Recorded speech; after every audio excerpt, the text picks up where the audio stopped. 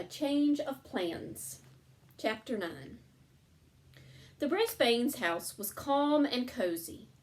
I slept a lot more than I do in room 26. I guess maybe I needed a spring break just like everybody else.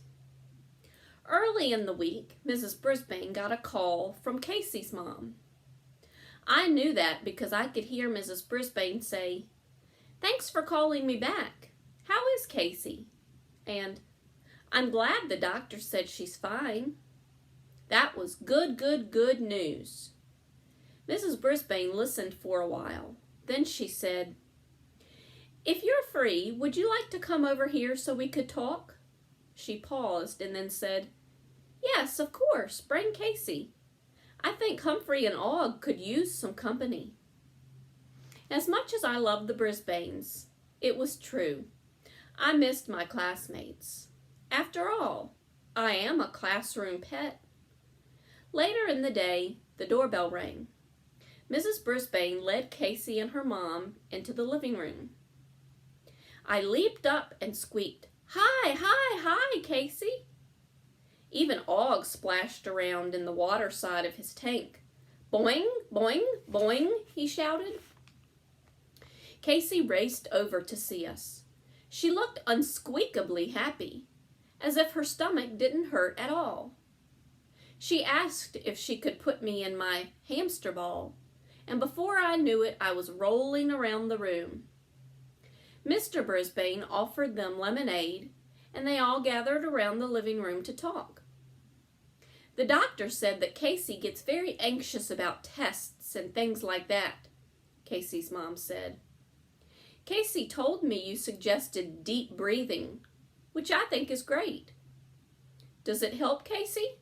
Mrs. Brisbane asked. "Yes," Casey said, "but sometimes I forget." Mrs. Brisbane nodded. "There are some other things you can try," she said. "For instance, getting plenty of exercise can help, like walking or running." A great idea. I always exercise when I'm feeling out of control. To encourage Casey, I decided to see how hard I could get my hamster ball spinning. Instead of just running forward, which makes the ball roll, I began to spin in a circle. "Look," Casey said as she pointed at me.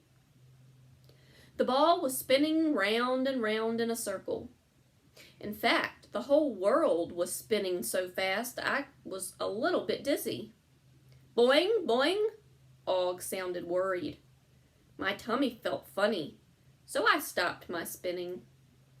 When the ball was at a standstill, I looked up and saw Casey spinning round and round in a circle too. "Be careful, Casey," her mom said. "It's fun," Casey said. She spun a little while longer and finally stopped. "How do you feel?" Mrs. Brisbane asked. Casey caught her breath. "I feel good, more relaxed." "That's good," Mrs. Brisbane said. "But maybe walking is a little better than spinning." My head was still spinning, so I squeaked, "I think so." Thank goodness, Casey put me back in my cage. Mr. Brisbane returned to the living room with a plate of oatmeal cookies. Cookies always make humans feel better. While everyone munched away, I hopped on my wheel for a good fast spin. "Look," Mrs. Brisbane said, "I think Humphrey exercises to relax." Casey giggled. "But he doesn't take tests." "If you only knew," I squeaked. Mr. Brisbane passed the cookies around again. "When I was in school, I always thought I had to get every single answer right. If I missed one question, I thought I'd fail." He chuckled. "But now I know that you don't have to be perfect all the time." "I worry about missing an answer too," Casey said. Mr. Brisbane nodded. "But would the world come to an end if you got an answer wrong now and then?" Casey hesitated, then shook her head. "I guess not." "Of course not, Casey," her mom said. "You could never disappoint us. We know you try hard, and we're proud of what a good person you are." They hugged, which is something nice that humans do. But please, please, please, don't hug your hamsters. We could get hurt. "You don't have to be perfect, Casey. Relax," her mom said. "I know," Casey sighed. "There's something you can do about that," Mrs. Brisbane said. "Whenever you have a negative thought, such as thinking you're going to fail, replace it with a positive thought." Casey looked confused.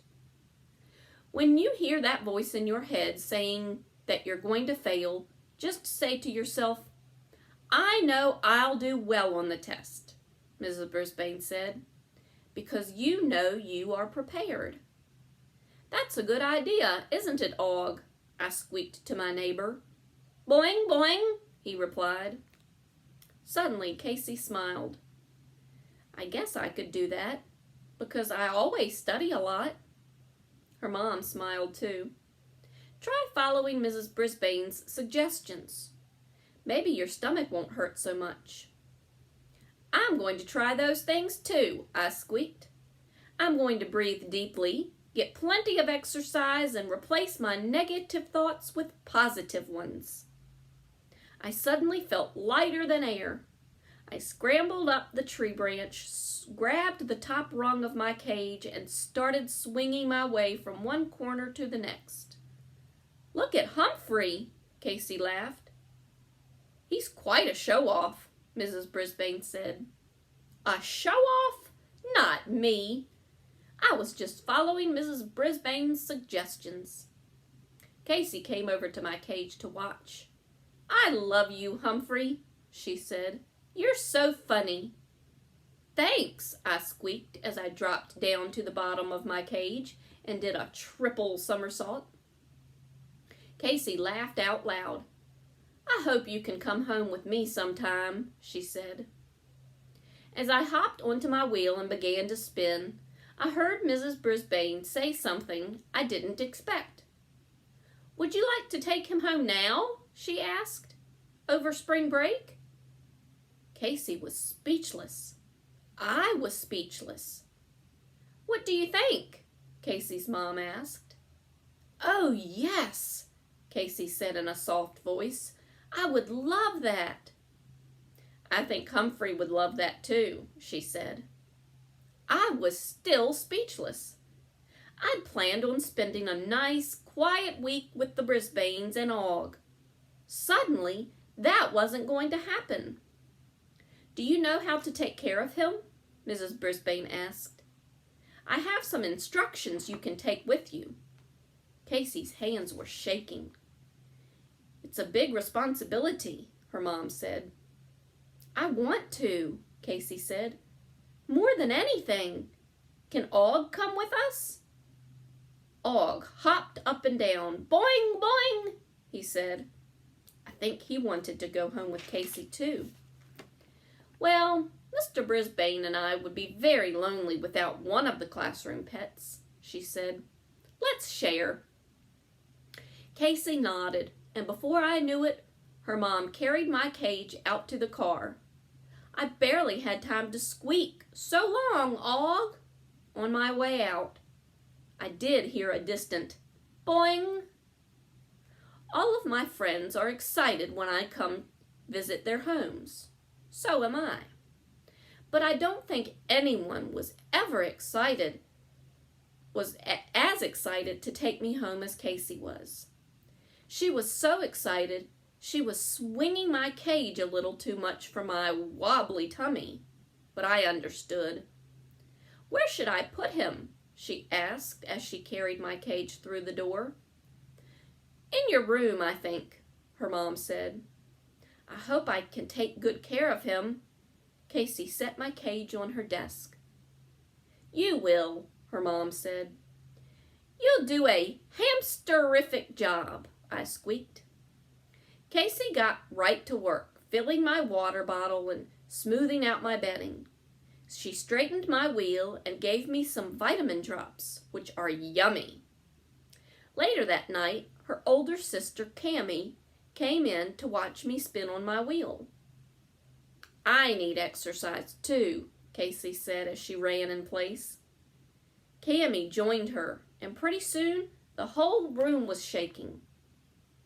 After dinner, Casey got into her pajamas and came back to her room. "Would you like me to read you a story?" she asked. "I love reading stories." I didn't know that, but I enjoyed listening to her read from her fairy tale books. The first story was about a little girl who was no bigger than a thumb. As a tiny hamster, I could understand how unsqueakably scary it can be to be so small, but it had a happy ending. Then she read a more disturbing story about a frog prince. A princess doesn't realize that the frog is a real prince until she finally kisses him and he turns back into a prince. "Isn't that a happy ending?" Casey asked as she closed the book. I had nothing to say. The thought that Og could be a prince or that a princess would kiss him was, disturbing. "I love happy endings," Casey said. Just then, her mom popped her head in the door. "Time to go to sleep," she said. "Did you brush your teeth?" "I did," Casey said. Casey's mom tucked her into bed and turned out the light. "I'm so happy to have Humphrey here. I'm not sure if I can sleep," she said. Her mom suggested she try the breathing exercise Mrs. Brisbane had taught her. Once we were alone, I heard Casey say, "Come on, Humphrey, let's breathe." Actually, I breathe all the time. But that night we did it together. "Breathe in slowly," she said. "Hold, and slowly breathe out." We repeated that several times, but after a while, I didn't hear Casey anymore. I was sound asleep. I think maybe she was too. Humphrey's spring things.